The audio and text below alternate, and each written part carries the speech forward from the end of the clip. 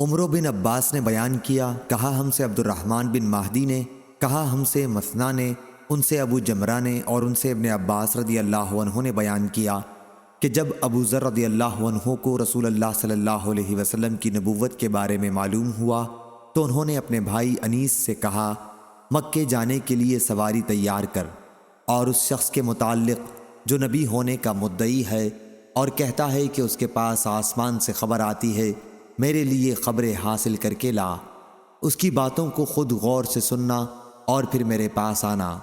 ان کے بھائی وہاں سے چلے اور مکہ حاضر ہو کر حضرت صلی اللہ علیہ وسلم کی باتیں خود سنی۔ پھر واپس ہو کر انہوں نے ابو ذر رضی اللہ عنہ کو بتایا کہ میں نے انہیں خود دیکھا ہے، وہ اچھے اخلاق کا لوگوں کو حکم کرتے ہیں، اور میں نے ان سے جو کلام سنا وہ شعر نہیں ہے۔ اس پر ابو ذر رضی اللہ عنہ نے کہا، جس مقصد کے لیے میں نے تمہیں بھیجا تھا مجھے اس پر پوری طرح تشفی نہیں ہوئی۔ آخر انہوں نے خود توشہ باندھا، پانی سے بھرا ہوا ایک پرانا مشکیزہ ساتھ لیا اور مکہ آئے، مسجد الحرام میں حاضری دی اور یہاں نبی کریم صلی اللہ علیہ وسلم کو تلاش کیا۔ ابو ذر رضی اللہ عنہ حضرت صلی اللہ علیہ وسلم کو پہچانتے نہیں تھے اور کسی سے آپ کے متعلق پوچھنا بھی مناسب نہیں سمجھا۔ کچھ رات گزر گئی کہ وہ لیٹے ہوئے تھے، حضرت علی رضی اللہ عنہ نے ان کو اس حالت میں دیکھا اور سمجھ گئے کہ کوئی مسافر ہے۔ علی رضی اللہ عنہ نے ان سے کہا کہ آپ میرے گھر پر چل کر آرام کیجئے۔ ابو ذر رضی اللہ عنہ ان کے پیچھے پیچھے چلے گئے، لیکن کسی نے ایک دوسرے کے بارے میں بات نہیں کی۔ جب صبح ہوئی تو ابو ذر رضی اللہ عنہ نے اپنا مشکیزہ اور توشہ اٹھایا اور مسجد الحرام میں آ گئے۔ یہ دن بھی یوں ہی گزر گیا اور وہ نبی کریم کو نہ دیکھ سکے۔ شام ہوئی تو سونے کی تیاری کرنے لگے۔ علی رضی اللہ عنہ پھر وہاں سے گزرے اور سمجھ گئے کہ ابھی اپنے ٹھکانے جانے کا وقت اس شخص پر نہیں آیا۔ وہ انہیں وہاں سے پھر اپنے ساتھ لے آئے اور آج بھی کسی نے ایک دوسرے سے بات چیت نہیں کی۔ تیسرا دن ہوا اور علی رضی اللہ عنہ نے ان کے ساتھ یہی کام کیا اور اپنے ساتھ لے گئے۔ تو ان سے پوچھا، کیا تم مجھے بتا سکتے ہو کہ یہاں آنے کا باعث کیا ہے؟ ابو ذر رضی اللہ عنہ نے کہا کہ اگر تم مجھ سے پختہ وعدہ کر لو کہ میری رہنمائی کرو گے تو میں تم کو سب کچھ بتا دوں گا۔ علی رضی اللہ عنہ نے وعدہ کر لیا تو انہوں نے انہیں اپنے خیالات کی خبر دی۔ علی رضی اللہ عنہ نے فرمایا کہ بلا شبہ وہ حق پر ہیں اور اللہ کے سچے رسول ہیں۔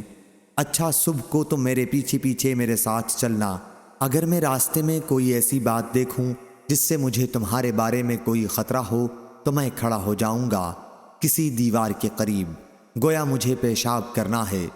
اس وقت تم میرا انتظار نہ کرنا اور جب میں پھر چلنے لگوں تو میرے پیچھے آ جانا، تاکہ کوئی سمجھ نہ سکے کہ یہ دونوں ساتھ ہیں، اور اس طرح جس گھر میں میں داخل ہوں تم بھی داخل ہو جانا۔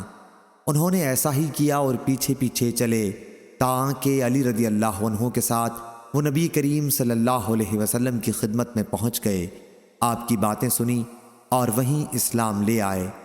پھر حضرت صلی اللہ علیہ وسلم نے ان سے فرمایا، اب اپنی قوم غفار میں واپس جاؤ اور انہیں میرا حال بتاؤ، تاکہ جب ہمارے غلبے کا علم تم کو ہو جائے تو پھر ہمارے پاس آ جانا۔ ابو ذر رضی اللہ عنہ نے عرض کیا، اس ذات کی قسم جس کے ہاتھ میں میری جان ہے، میں ان قریشیوں کے مجمع میں پکار کر کلمہ توحید کا اعلان کروں گا۔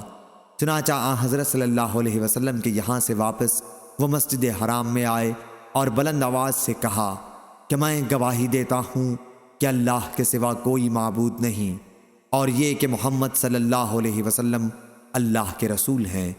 یہ سنتے ہی سارا مجمع ٹوٹ پڑا اور اتنا مارا کہ زمین پر لٹا دیا۔